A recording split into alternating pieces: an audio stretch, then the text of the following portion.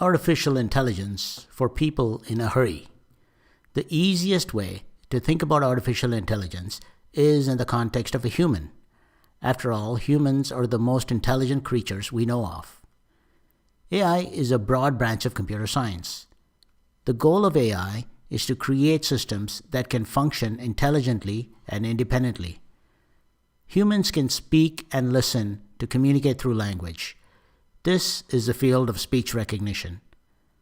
Much of speech recognition is statistically based, hence it's called statistical learning. Humans can write and read text in a language. This is the field of NLP, or natural language processing. Humans can see with their eyes and process what they see.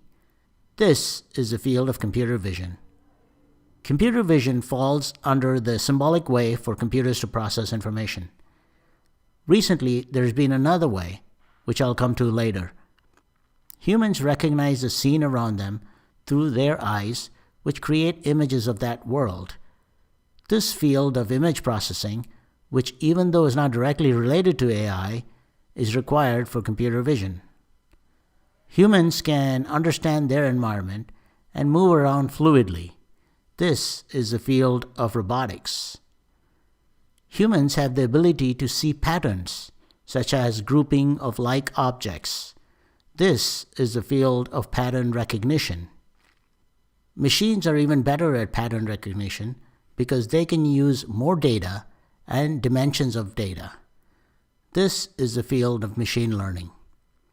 Now let's talk about the human brain. The human brain is a network of neurons, and we use these to learn things.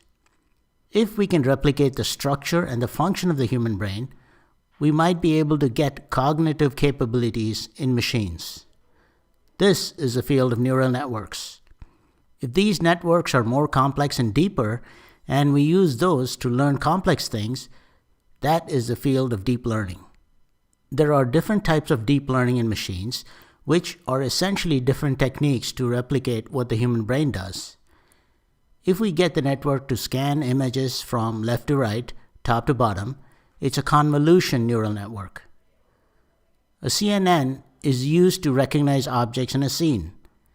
This is how computer vision fits in, and object recognition is accomplished through AI. Humans can remember the past, like what you had for dinner last night. Well, at least most of you.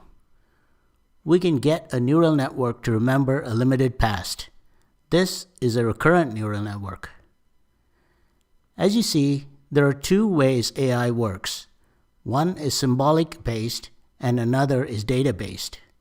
For the database side, called machine learning, we need to feed the machine lots of data before it can learn.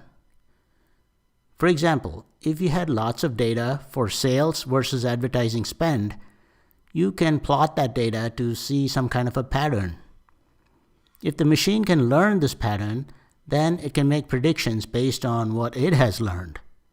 While 1 or 2 or even 3 dimensions is easy for humans to understand and learn, machines can learn in many more dimensions, like even 100 or thousands. That's why machines can look at lots of high-dimensional data and determine patterns. Once it learns these patterns, it can make predictions that humans can't even come close to.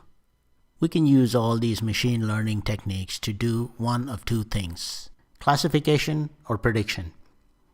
As an example, when you use some information about customers to assign new customers to a group, like young adults, then you are classifying that customer.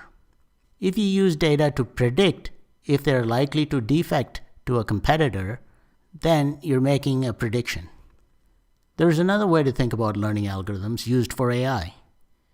If you train an algorithm with data that also contains the answer, then it's called supervised learning.